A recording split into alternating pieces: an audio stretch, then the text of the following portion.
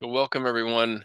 Welcome to this very enlightening and engaging conversation we're about to have with Professor Richard Slotkin, and around his book, A Great Disorder, which is full of coffee stains and underlines. And I've thoroughly enjoyed going through this book, and you're going to get to learn why this is important right now.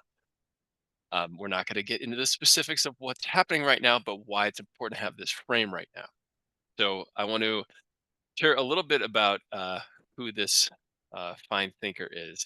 Uh, Professor Slotkin is the Olin Professor of English and American Studies Emeritus at Wesleyan University, and he has devoted his career to studying myth, specifically here in the United States, and looking at the prevailing myths or stories or narratives that we live inside of as a country. One of which being the frontier myth, and we'll cover a few other ones, such as the lost cause around the Civil War, the liberation, redemption. But he's written several books on myth and how that governs our experience here in the United States. He's been a finalist for the National Book Award for two of his books, Violence and Gunfighter Nation, and he's the winner of the Shara Award for Civil War Fiction. So, without further ado, welcome, Rich. Thank you for joining us in this conversation. Thank you for inviting me. Yeah. I mean, I could tell you, like when I first saw the review of this, I'm like, he really wrote this book. Like, and not that I'm doubting you, but I'm like, Yeah, finally, finally, someone who's like, tried to weave all these different threads yeah, together, and which you, of course, you can't do until you tease them apart, which I think yeah, you did really yeah. Well, beautifully. I've been working on American cultural history, American myth for um, 60 years. So this was kind of the culmination of all that work, trying to apply the Mhm. lessons that I'd learned to the dealing with the crisis that we're in right now. What crisis? What crisis? The culture wars. This is the And best of really, times. and actually, the phrase culture war Hmm. struck me as really a good entry point for talking about what I have to offer, which is Yeah. not really a kind of, partisan an analysis of partisan ideologies, but I try to focus on the cultural structures, the patterns of belief and the symbols and stories that carry those patterns of belief and that shape our consciousness of who we are as Americans and what the country is all about. Yeah. I mean, like I said, it's so necessary. I mean, I've been, what I would say, over the last like 5, 10 years, re-educating myself on what it means to be an American, and the lens of myth and the stories that we live inside. Uh, I've been tracing it, but like not centering it in the way that Yeah, you did, and I just really appreciate that. It yeah. helps me claim more of my own American identity. Um, I'm glad to hear yeah, that. We use the word myth for a variety of different things. Other people's religion is myth. False ideas about history. Um, we also have myths like what to say the myth of the self-made man. Any set of illusions that has a story to it, you can call a myth. But what I tried to focus on here is a particular kind of myth which is derived directly from American history, that is from national history, that develops over time. It's not just a one-off, and it has a very particular kind of function which it acquires over time, which is that it helps define who belongs, who's American, what it means to be an American, and what the country is for, mhm, what purposes. I shouldn't say country. I should say government. What purpose is the nation state that we mhm, belong to? What its purpose for existing is? And what you see is if and what I tried to do in the book was to give you the history of where these myths come from because they develop around major crises that mhm. are so profound that they raise issues that never go away, that just keep coming back generation after generation. And they evolve over long-term usage. And to study them, you have to look at every medium of communication Mhm. that's available, from Real estate promotions back in the colonial days, real estate promotions are fabulous. Um, uh, Colonial narratives, histories, personal narratives, uh, classic literature, popular culture, movies, sermons, political speeches, the lot, because the myth it's pervasive, and it appears and it's worked through all of these forms. Mhm.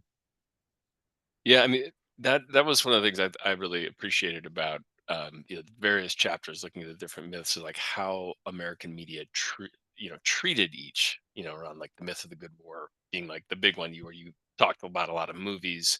Right. um and that was helpful. I mean, like, because I on one level I thought this was going to be kind of like a dry academic home in a sense, but I was like, oh yeah, that's why these characters are cast in the way they're cast. Yeah. Why they always have the same scene in every single platoon movie. It's like that makes a lot of sense. So Yeah. I think you land the subject in kind of popular awareness and reference points in ways that I think Mhm. perhaps other folks might have just skipped over. So thank you for that. Yeah. So, Yeah. oh, Go go ahead. ahead. Well, I was going to ask you, because I think you did a great job of, um, defining myth, how you're contextualizing it and exploring it in this book. And I'm curious, like, because folks listening, watching, this might be the first time that they've danced with the Yeah. subject of a national myth or the purpose of the government. Um, is there anything else you want to add to that? And I'm also curious, like, if you could expand on that, like, take the Yeah. average person, say from Wisconsin or Colorado or North Carolina, and how would they, like, what myths might they find themselves Yeah, inside? let me give you an example of that. The thing about the myth is it's a story that formulates a lesson of history. It's the way we turn history into something useful. So it brings the past into the present. And what it does is it gives you um, a, a s- a scenario of action that is uh, a scenario that allows you to interpret by analogy something that's going on now, and that gives you a program for dealing with it. So I'll give you an example, which I think is very current. There's something I call the myth of the good war, which came out of World War II. It's really quite an innovation, actually, in American myth making. And the idea is that it envisions America as a platoon movie. Those World War where everybody in the platoon is a different race or ethnicity. Mhm. And despite their differences, they all unite in a common struggle against an enemy who is dictatorial, totalitarian, and very often represented as racist. Um, and the scenario is the scenario of World War II. A dictator arises, a totalitarian movement. We're tempted to appease that movement, but if we do, they just expand, they attack Pearl Harbor. Mhm. Mhm. And then we have to fight World War II. But if we all come together, this crisis becomes transformative. We ourselves are enlarged as a nation, and we become liberators. We save the world from this evil. Okay, so that's the story. Mhm. Now it's 1963, and communism is advancing in Southeast Asia. We have a choice. Should we hit it hard? Should we go in there, or should we just negotiate something? Well, invoke World War II, and what is as we did, what's your model? If you appease the dictator, Mhm. they'll just keep advancing, the domino theory, and you'll have to fight World War III. So you go into Vietnam, it's World War II. It turns out it's not World War II. It's something completely different. But that's Mhm. what gets us into it. So it's a lesson, you would think. So then we come to 1991. Saddam Hussein is Hitler. He's Mhm. taken over Kuwait. Let's unite the world and throw him out of Kuwait. We do it. The good war myth works. 2002, Saddam Hussein is still Hitler. Uh, but he's going to get an atomic bomb. We've got to go into Iraq again, and it turns out it is a mess. He didn't have a bomb. He's not Hitler. We're not liberating anybody. They don't want us there. It's a 20-year war mess. Okay. Um, so you've got one good example. You've got Vietnam. You've got Iraq as a counterexample, and now Ukraine happens. And the first reaction is, I know what movie I'm in. Hmm. Hmm. Dictator is advancing. Appease him, and we're going to have World War III. Yeah. But the myth has been used twice before, misused, let's say, Hmm. big twice before. Maybe we're learning not to entirely trust it. So what you get is a positive reaction that becomes what I'll call a skeptical reaction. Hmm. That's myth in action. You had a historical crisis. Everybody understood the story in the same way. You use it as an analogy to interpret the crisis we've got right now. The interpretation says, do this and you'll come out a hero. Right. But whenever you put a myth in play, you test it. Hmm. And sometimes it fails. And when it fails, you reassess your values. That's the system that I'm trying to trace in the book, with several other myths, obviously, Yeah. but that's the basic one. That's a basic pattern. I was as you were speaking, I was remembering that um, kind of monologue that Bill Murray gives in Stripes. Like, come on, we're America. We're 10-1. That's right. Like kind of making That's right. fun of That's like right. That's that right. we have this myth that we're so great and well, not really. That's right. That's right. And there's a double consciousness there, which Yeah, we all have, that we believe in the myth, and on the other hand, we suspect it might be a myth. yeah. And depending on how events play out, we'll go one way or the other. Sometimes we're true believers, we'll stay with it, even though we've gotten kicked on it before. And there are the myths that we're living through now that have that quality. We certainly like to double down when we lose, Yeah. for sure. So, like the second part of my question is like, Yeah. as you think about, the average American right now, say in Wisconsin or Colorado or North Carolina, like important swing states, like Yeah. what is their kind of mythological makeup? Like, what are they living inside of right now? I don't think the swing state people are living in any different, excuse me, sorry, mythic framework from the rest of us. This is our Hmm. language. Hmm. We understand this language. I think political affiliation at this point does have a kind of mythological cast to it. Hmm. Maybe but to say that, I need to step back a bit Hmm. and talk about what the myths are that are in play. I mean, Please. if you look at the flags that were flying on January 6th, the flags were the banners of myth. That is, behind each flag is a story. You have the Revolutionary War 13 star flag.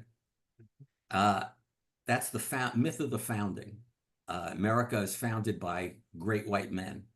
And we get documents that give us a kind of perfect system of laws and liberty. But we also have a revolution to make it happen, violence that we're entitled to use. You have what's called the Gadsden flag, um, rattlesnake and don't tread on me. It's the Revolutionary War, but it's also the flag of the gun rights movement, which says that the Second Amendment, myth of the founding, Mhm. uh, was put in there to allow people to arm themselves against their own government. It's called the Palladium Doctrine. Um, Mhm. so you also have coonskin hats and cowboy hats, the myth of the frontier. Mhm. America became America by pressing into the wilderness, becoming wealthy by the exploitation of natural resources, Mhm. and defining its character as a white European society against a non-white, uncivilized, supposedly uncivilized people. Race as a definer of national identity. And then you had the flag of the Confederacy, what I call the flag of the lost cause. And it's specifically identified with the, um, the defense of white supremacy, of slavery, but more particularly after the Civil War, Reconstruction, the establishment of regimes in the South that were controlled by Northern liberals and blacks. And the lost cause was the rallying cry that justified the use of extreme violence, lynching, race riots, and so on, to overthrow Reconstruction and reestablish white supremacy and the system known as Jim Crow, Hmm. a one party system, I emphasize, that lasted for 100 years, from 1870 to 1970.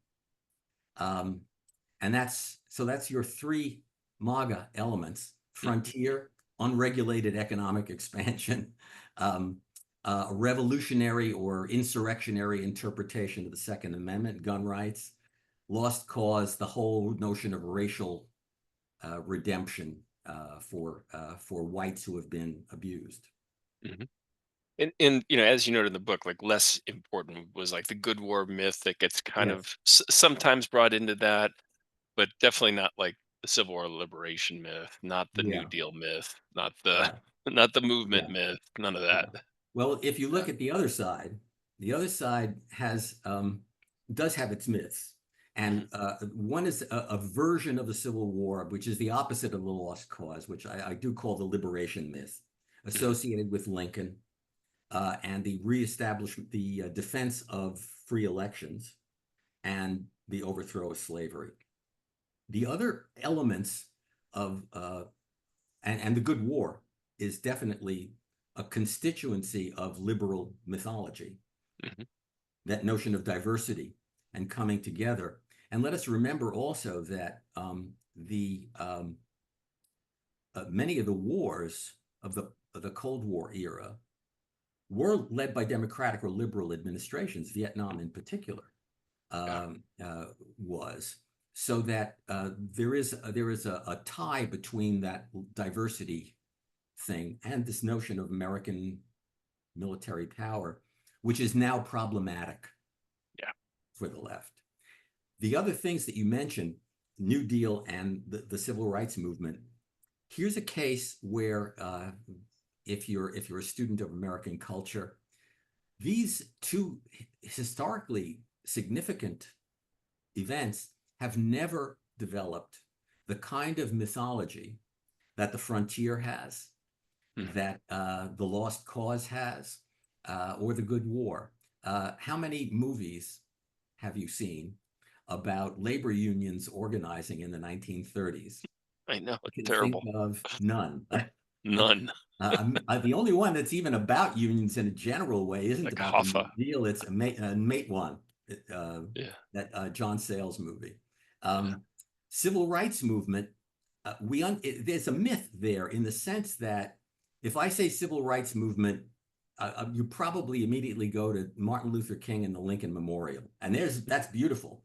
The Lincoln myth, the Lincoln Memorial, Washington and King. But what happened to the civil rights story was that it became the fable for individual minority groups and for women who are not a minority group by any means, um, rationalizing and explaining their own struggle for equality, rather than becoming a totalizing national story. So what I think is happening now is that the as the I'll call them the Blue Coalition has been reorganizing itself, these stories are now back in play Mhm. in a way that if you look at the media uh, running from, oh, I would say from 1970 right through maybe Obama's second term, Mhm. no Democrat talks about the New Deal, not since Lyndon Johnson. Mhm. And the civil rights movement is invoked, but episodically. And yet now the Biden campaigns made quite a lot of both of those things. So we may Mhm. be seeing a kind of gathering, a kind of formulation or recovery of a myth that never happened.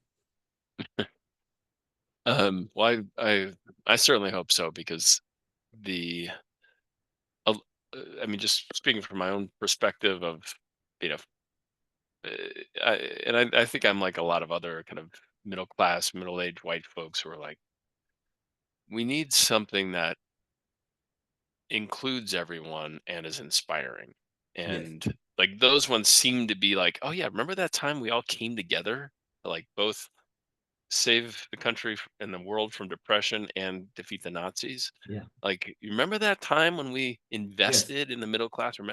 Like all of that seems to be like, I think now is the current order is really starting to crack and making it harder and harder for people to have a middle class lifestyle. I think folks are Yeah. like, we need this again or something Yeah. like Yeah, I think that's right. I think, it's possible to formulate, what you said, a policy of for the middle classes, the working classes, that's more just. It's possible to, but in order to move people to actively work for such policies, as opposed to passively saying, hey, let the leaders do that, let the elected leaders do that. And then when they do half of it, you say, well, they only did half. that. But to get involved, you need the sense of a story. One of the things about January 6th is those people felt that they were riding a historical wave Mhm, because the story, the mythic story was behind them. One of the things about the left is because it's has been a reform oriented movement, it's about criticism. It's about looking at the America before the Civil War and saying it wasn't a free society, it was a slave society. And that's true. But what else was it? Um, uh, uh, to tell a story, you need to reconceive the story. And what I try to do towards at the end of the book, how do you think about the total structure of American national growth? What was the nation about? What was the problem that this nation government was supposed to solve? And what I think is fair to say is that from the beginning, this was a multiracial, multi-ethnic society that is a social place in which Native Americans, Africans, whites of various ethnicities, who were, even the English speaking ones, Scots, English, mhm, Welsh, Irish, Scots Irish, um, plus all of Europe. From the very beginning, the question was, can you make a single nation government, a people, one people, identifying as a community, living under the same laws and with a sense of justice out of such diverse elements? And we answered it differently. We start off, it's basically whites or Europeans only.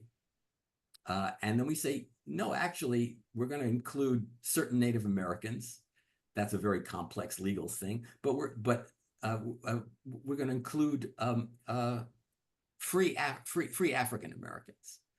Then we're going to include the liberated slaves. Then we're going to include women who had gotten forgotten along the way.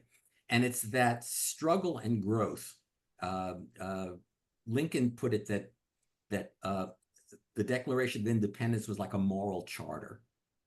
All men are created equal, and that to live under a government of their own consent. And nobody supposed that that was actually the case in mhm. 1776, but it was an ideal towards which the society was programmed to work. And I think Right. taking that view and judging and looking at the different episodes and characters as we go along and thinking of, to take one classic thing, Native Americans, not as the enemy of America, Right. but as a constituent of American society that, for various reasons, is up in arms against that society, Mhm. as the South in the Civil War was up in arms against that society. If the South can be included in the story, Mm. Tecumseh and the Yeah. Shawnee Confederacy can be included in the story. Um, and that I think is the way that one has to rethink it. But Mhm. people have to start telling the story. Yeah. Yeah. And and to that end, like again, try to bring this down to the average American Okay, yeah, person who is like, okay, this all sounds like pretty heady in terms of like what story I might be living in. Well, what do you think would be possible for us if we got kind of mythologically fluent? Like if we were had some piece of our awareness trained on like what is the shared story I'm a part of right now that is governing my behavior here or there? Well, I think that what I hope the book would do is help you decode the symbols that you're being asked to enlist behind. Understand what the flag is about. There's been this flap lately about Judge Alito, Mhm. and not the flag up, not the upside down flag. We just put that aside. But the one he flew before, which was the pine tree Mhm. and an appeal to heaven. Mhm. What's behind that flag? Forget January 6th for the moment. Um, it is a Revolutionary War era flag. It's been used by guns rights, but it's also been identified with the emergence of Christian nationalism, Mhm. because it equates it emphasizes the religious or appeal to heaven aspect of the revolutionary cause. Well, that should tell you something about the values and sensibility that Judge Alito brings to his actions. And think about yourself. What images, what flags, what symbols stir your heart? I used to give an exercise. I taught a course in American mythology and popular culture. And the assignment I gave the students was to pick the element in popular culture that in their youth they loved the most Mm. and analyze the hell out of it the way I was analyzing the myth of the frontier. That is, look at your own, try to look at your own culture as if from the outside, Mhm. and then you can break the spell. For me, I was born in 1942. So my fairy tales were Western movies and war movies. Yeah. So in 1964, I'm in a class in colonial literature reading stories about the Indian Wars. Mhm. And uh, some of them are really good stories about this guy, Benjamin Church, who's like a John Wayne character. He's like an Mhm. Indian scout. And I'm thinking, he's a John. He's writing in 1700. He's John Wayne. Yeah. How do we get from Benjamin Church to John Wayne in the same Indian War stories? And then while this is going on, while I'm connecting colonial literature with my own past, the Vietnam War is going on, Yeah. and the strategic Hamlet strategy that they're using is essentially the counterinsurgency policy that Benjamin Church is advocating during King Philip's War. And I think it's I'm trying to I think it's Senator Russell Long says, why should we get out of Vietnam? If our ancestors had gotten here, Mhm. and had been told not to stay and fight, we would be here. But we stayed and we fought and we lost a lot of good Americans in the process, he Mhm. says. Mhm. So, and I think it's Maxwell Taylor says, why do we have to have active troop actions? Because it's hard to plant corn around the stockade unless you move the Indians away. So we're fighting the war in terms of the Western movie, and the Western Mhm. movie has its origins in something that goes back to the colonial period. And it's Yeah. making that kind of connection to yourself, to the crisis of the moment, and to some understanding of the history of the country Yeah. that you live in. That's the key. Yeah, and I mean, like I want that for all Americans, and like immediately what comes to my head is like you would first need to experience some other cultures to try on this Yes. view of looking at something else. Um, and then my hope is that there would be almost like a restaurant menu, like here are all the myths and here are their impacts, and then Yeah. here's what we could make for you special in the kitchen that has better impacts. And like my Yeah. my hope is that it would put people at choice or like at a co-creative place, like let's create something that actually brings us all together where everyone's got a seat at the table. We all feel like we did potentially in in the 40s 50s, like but in a way that doesn't require us vanquishing or destroying anything. Yeah. Um, Well, I you think, know, you could get some of that effect you're talking about of experiencing another culture by talking with your political opponents. Because at this point, we really are splitting into two different yeah, cultural frames. I mean, we're still Americans. We still share a lot of stuff, but the myths of choice on the opposing sides are radically different from each mhm, other. The most obvious difference is the do you choose Lincoln, wave Lincoln, or you wave the flag of the Confederacy? It doesn't get more basic than that. Um, yeah, but so look into your opponent's position, or look into the history that they're invoking, mhm, and try to understand what it is that's behind that, and then try to see where you stand in relation to that history. Find your place in that yeah. history. I mean, that would be great. And as somebody who's been, you know, pretty heavily involved in the bridging, weaving movement over the Mm, last 4 or 5 years, ain't nobody got time for that. Like, folks are just no, so distracted, and you know, just life gets harder and harder and more expensive. And the yes, idea that they would choose to show up to something has been the thorn in the side of me and almost everybody else who's trying to do this work, is because yeah, there's just nothing left. There's no psychic bandwidth left for yep, exploration, for yep, curiosity. um yep. Yeah, I yeah, understand the exhaustion. I yeah. feel it myself. Um, but it was easier to write a book than to go out and organize a political party at this point, or a movement. I Um, understand. but I think, I mean, if my analysis of myth making is right, Mhm. the stories that will shape the future are in fact being made. They may not be as visible to us as the good war myth, where Mhm. Hollywood made the movies and the government got behind the movies, and then the people got behind the government and the movies. Um, Something like that may be going on, that is hard to see on social media. What stories are people telling on Mhm. social media?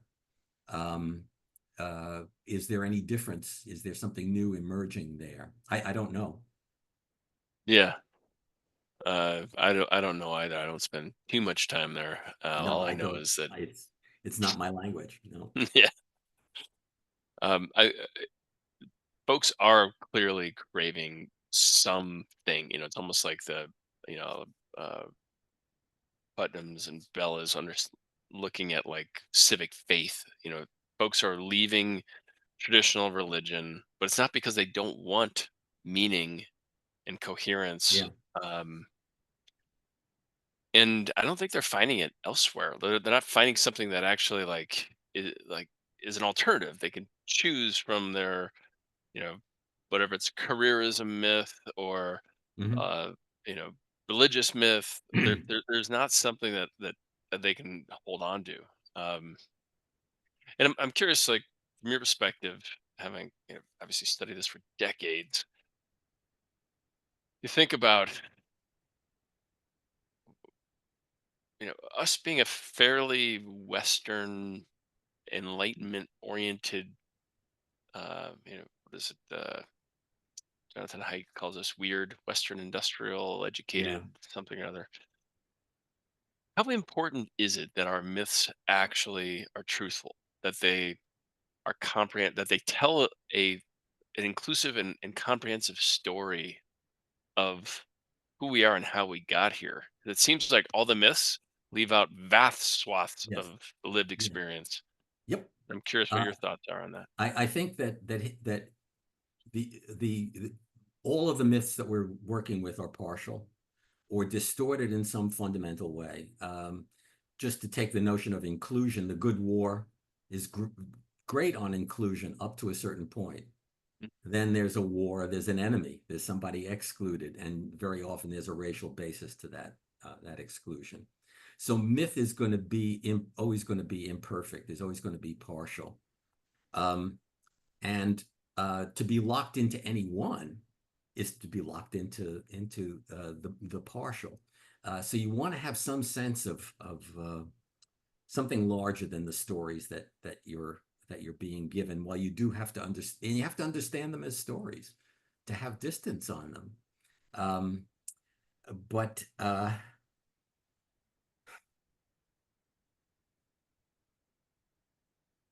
I don't know. We have we have to the people who tell stories have to tell better stories. My profession, college teaching, college historians, high school historians, although they're constrained, need to tell better stories. Need to tell stories, which does involve going beyond the comfort of the analytical Hmm. monograph that Yeah. that we're so used to. Um, the truth of the it's so hard to talk in terms of veracity because the Hmm. myth arises from things that really happened, but it distorts those things. It places that distortion in the frame of action, and it gets corrected in some way.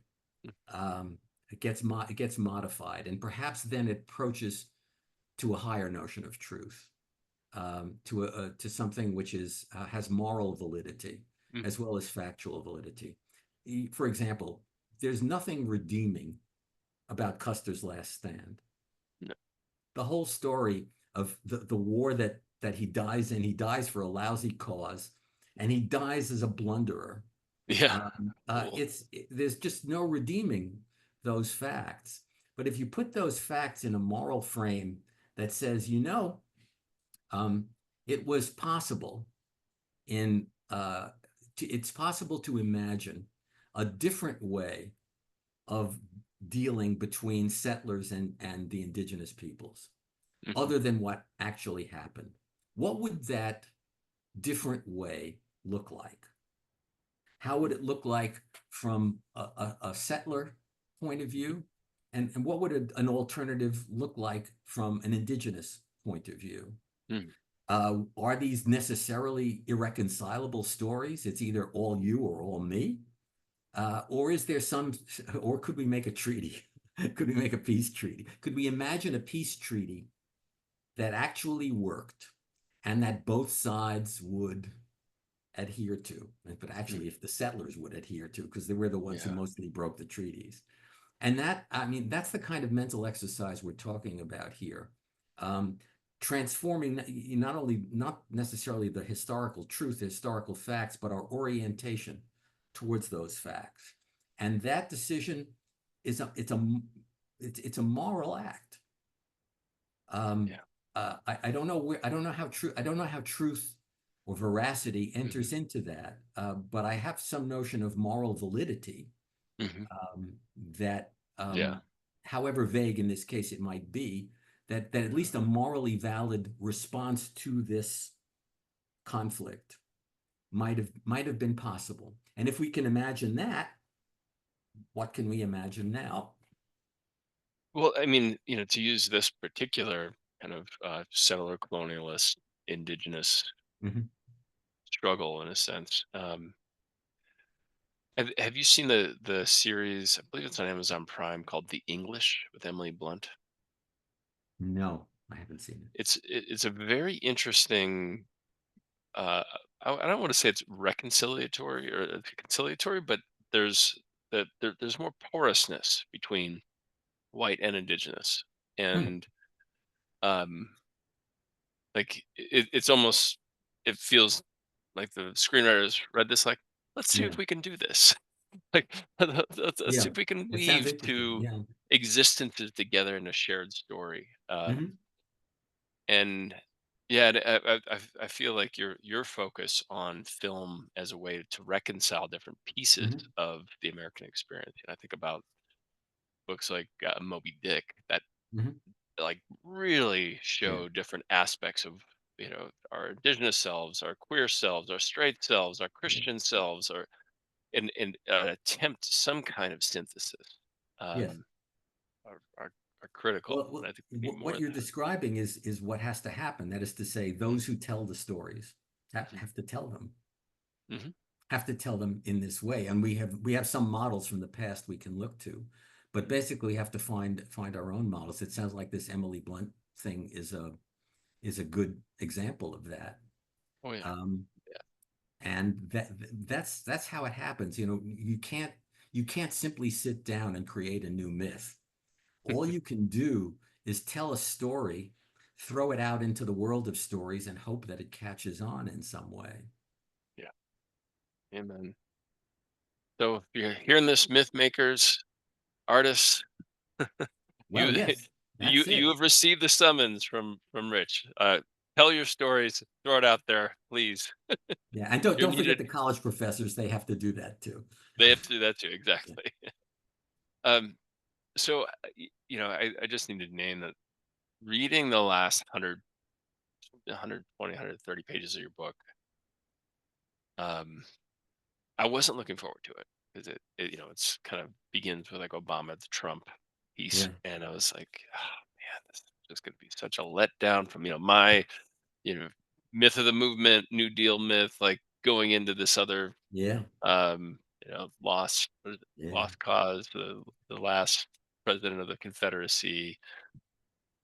But I found it like very healing. I was like, thank God somebody like a grown ass man, a grown ass adult told the story of this very traumatic period in history, at least my history, in a way that didn't leave anything out, and yet wove these threads of the myths that govern them through that. And for me, it helped me appreciate MAGA much more. Like really, like Yeah. not that it's this, you know, Third Reich mastermind type thing, but just that, oh wow, there's a lot of mythological appropriation happening Yeah. right now. And I'm curious if you might, share a little bit about how effectively MAGA has co-opted all these myths, and maybe if there's some Achilles heel in this co-option that we might be able to do to counter it. Well, it has been very effective, and it has to do in part with um, their preference for symbolic and mythological thinking over analytical thinking. And when you're motivated by anger and grievance, and the sense that the system that you've been raised in has failed, what do you go to? You go to some basic reactions and basic stories. Um, and the myths that they've chosen, excuse me, have been uh, purveyed to them in a very powerful way by the society. One of the things I have a whole chapter on it, chapter 15, about the gun rights movement, Mhm. which for, since at least 1991 has been this movement in which frontier economics, let's not regulate anything, pure individualism, the myth of the founding, Heston holding up the Daniel Boone the Mhm. Boone rifle. And the notion that what the Second Amendment is about the right to shoot tyrants. It's about the right to shoot people in government. Um, and then that the lost cause is the ultimate action on that theory of the Second Amendment, which is that you Mhm. ultimately take up arms against the government. And you put all of that together, there's a kind of a nexus there, so that all of the uh, the imagery, the passion, the symbolism that associates with gun rights, fear of crime and self-defense, love of hunting, um, uh, love of the objects, the technology of the guns, Mhm. a Mhm. radical concept of liberty, in which any form of government is a kind of tyranny. I'm thinking of Grover Norquist Mhm. and the Mhm. idea that all taxation is theft. Norquist had no experience as a growing up with guns, but he became a gun rights advocate because he felt that if I'm advocating no government, what what do we have? So he Yeah. makes this statement that um, if they get your guns, uh, then you'll have no say about paying taxes. If only the police, if only if the police and the criminals have guns, where are you? The police and the criminals have guns. Hmm. Where are you? So you get this kind of radical individualism. It's called neoliberalism, the Hmm. neoliberal idea of capitalism. And gun rights is this symbol that takes all of those things, all of those ideas, which have their own separate existence, and puts a gun in their hand Hmm. and says that to realize, to actualize these ideas, you have a right to use violence. And that's very powerful. And if you look back at every American myth, myth of the frontier, it's about violence to seize the Hmm. frontier. Myth of the founding, American Revolution, violence.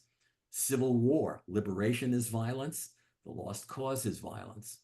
Good war, multiracial society, but multiracial society that's about violence. And Yeah. so, on some level, your resentments have now a kind of historical rationale, which is total. Mm. And I think that's the path that takes them in that direction. Whereas you look at the left, I don't want to be trapped by myths. I don't want you to think that I am under any illusions about the country I live in. Um, uh, but you need the illusions. You need to Yeah. believe the country is about something good, because if it isn't, then why are you wasting your time trying to reform it? Yeah. Amen. Well, I mean, and it is like, um, there wouldn't be so much resignation, there wouldn't be so much anger and outrage from the center left if we actually didn't have something deep within us that was devoted to Yeah, the purpose of something called the United States, whether we hold that as all created equal or life for the pursuit of happiness or e pluribus unum. Like it's there. It's like this latent kind of spiritual yearning that you know Bella talks a lot about this, that the leaders are supposed to name, and Biden attempts here and there to he do it does. too. He does. Yes. Um, but it's there. I mean, it's clearly there on the far right. I mean, they are very passionate about the idea of America. Um, and I guess I'm curious, like, can the center, can the left, can we have a compelling unifying myth that does not involve violence?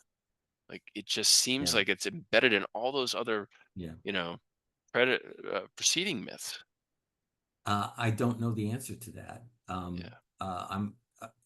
There are polls that show that the same 25% of Democrats think violence might be justified as Republicans think violence might be justified. We have violence is so much a part of the history from which our myths derive that it's very hard to go to nonviolence. I do talk about regeneration through violence as the basic myth, Mhm. and regeneration through nonviolence as what the civil rights movement had to offer. And I think that there's a model there, there's a structure there. But as you say, you have to invoke that model not on behalf of Black people, Latino people, but on behalf of Americans as a national community. And uh, it's very hard to do that if you don't feel that a national community exists. And one of the things that I worry about in the long term is the way in which state governments are Mhm. institutionalizing the different sides in the culture war, Yeah. so that you'll have not only legal regimes that are different in red states and blue states, and different ways of teaching American history in red states and blue states. And there you're beginning to work on the fundamental bonds of solidarity Mhm. that hold the nation state together, make people feel that they belong to the same community. Yeah. Um, I don't know how that works. I think you've defined quite clearly what needs to be done. I quote this poem a couple of times in the book by Adrian Rich. Oh yeah. Patriot is not a missile. The patriot is someone who fights for the soul of her country as she fights for her own soul, as she struggles for the soul of her country, as she struggles for her own soul. And that's it. I mean, that's the attitude Yeah. that we're talking about, I think. Um, but I don't know if people how to what extent people do feel that it's the country that they're struggling for, as Yeah. opposed to the party or the group. Yeah. Um, Excuse so me. we're gonna move into a close here, and I know we only got to like a third of the questions I sent you. 'Cause I'm like, Well, oh you god, they're actually, all so good. I got him here. You did pretty well. um, yeah. So I'm wondering if we might take another view. It seems to be a fairly common one, potentially one that is more unifying than the right left or urban rural Okay. stuff around kind of generation, right? So your generation, I presume, boomer. Yeah. Yeah, Actually, I'm a little early for Boomer, early, pre-Boomer. early, okay, pre-boomer. Yeah. And I'm what am I? I'm late X. Um and so I'm 47. Late X or pre-Z. Yeah, pretty Z, depending on who's doing the math. But we have this kind of shift of power, wealth, and influence. Yeah. You know, shifting. As folks retire, move on to younger generations. And I'm curious, like there in times of stasis, like there was kind of a natural handoff, and mythologically, generationally, Yeah. economically, politically. Do you see myth shaping these different generations? So, X or Boomer, X, Millennial, Zennial, and so forth, differently. Well, I think let me just ask you, how would you characterize uh, the people who stormed the Capitol on January 6th? Which generation would you place them in? Mhm. Millennials? No? Definitely. Yeah. To me, it felt more like X and X, Okay. like rural So, X. all But I, right. So, I don't know. so getting Maybe that some in younger mind, ones. I think then that Generation X, up to Generation X, you're still being shaped by the historiography and the mythology that's familiar to me. Um, uh, I think the new stuff, let's call it the social media generation, which really doesn't get going until the 21st century. Mhm. Um, I think that there's something different there. And I can't say that I understand it. It's not as easy to understand as movie genres, Mhm. where you look at Hollywood's production for a period of years and you know what people were sitting in the dark and looking at for those Mhm. Mhm. years, or television, even classic television.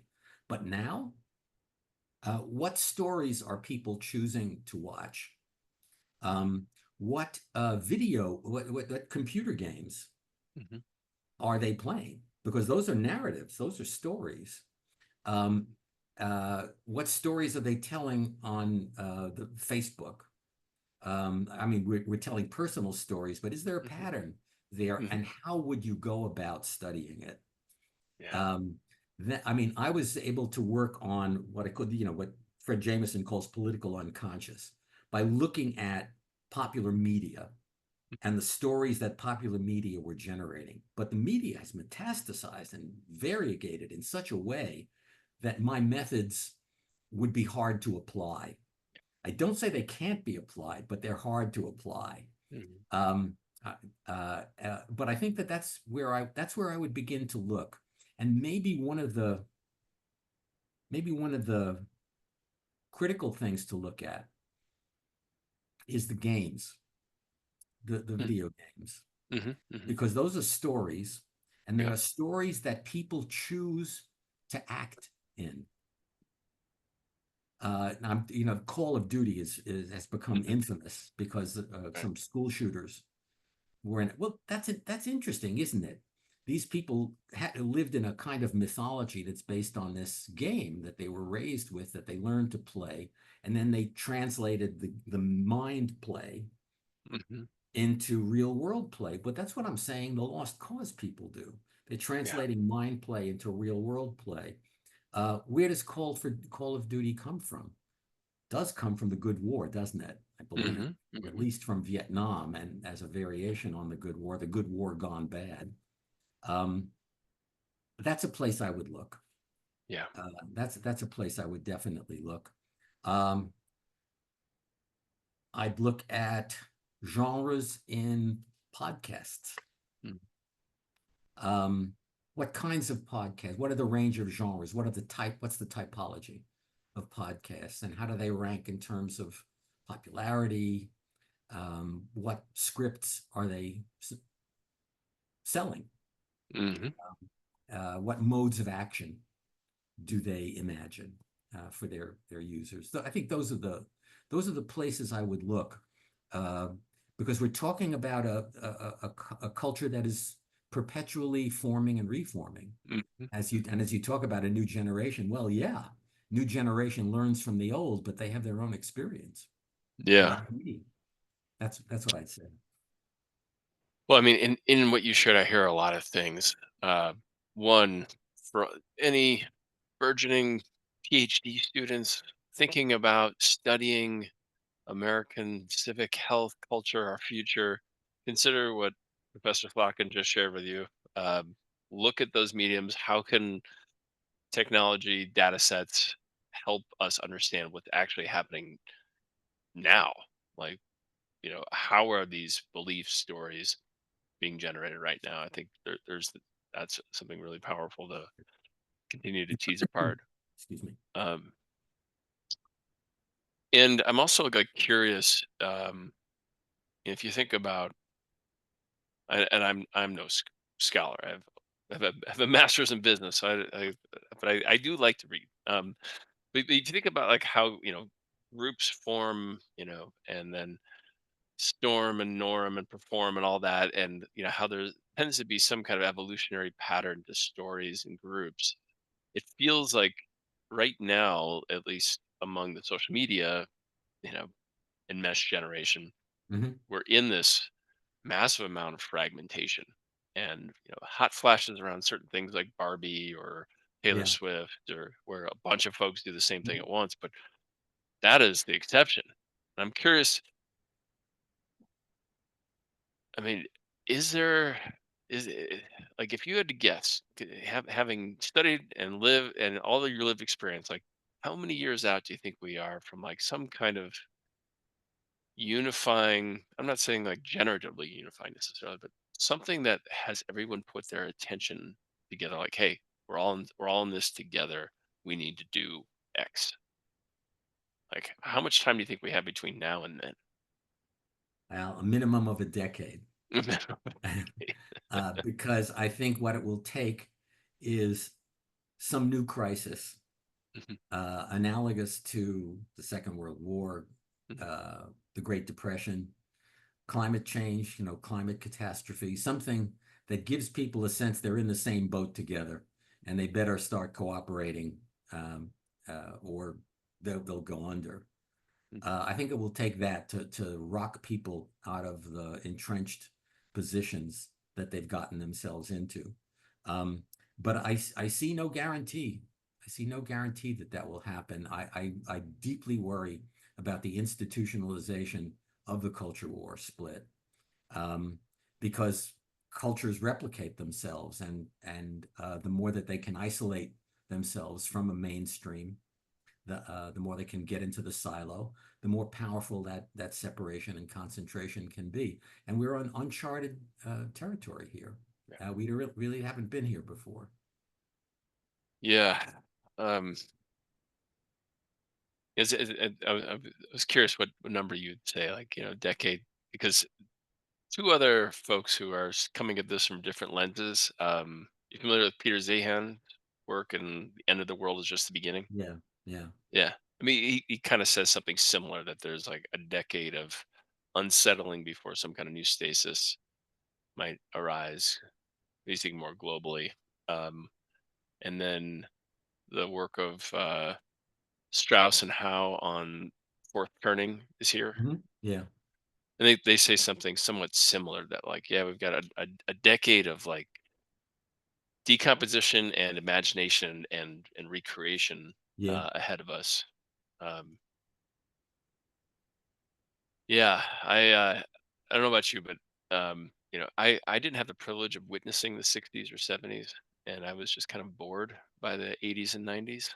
It was fantastic culture, mass pop culture, but there wasn't the juice of say yeah, World War II or of civil rights and rock and roll and all that. And I used to kind of lament that. I'm like, oh, my parents had it so good. I'm like, wait a minute. I'm in the middle of probably a very big era that is yet to be named. And yeah, this is like really exciting. yeah, So I'm like yeah, leaned in yeah, like a yeah, moth yeah, to the flame right yeah, now. yeah. This is parallel to the '60s in that sense. Hmm. The difference is that we went into the '60s with tremendous optimism, Mm, and a yeah. sense that we really had such tremendous resources that we could end poverty forever.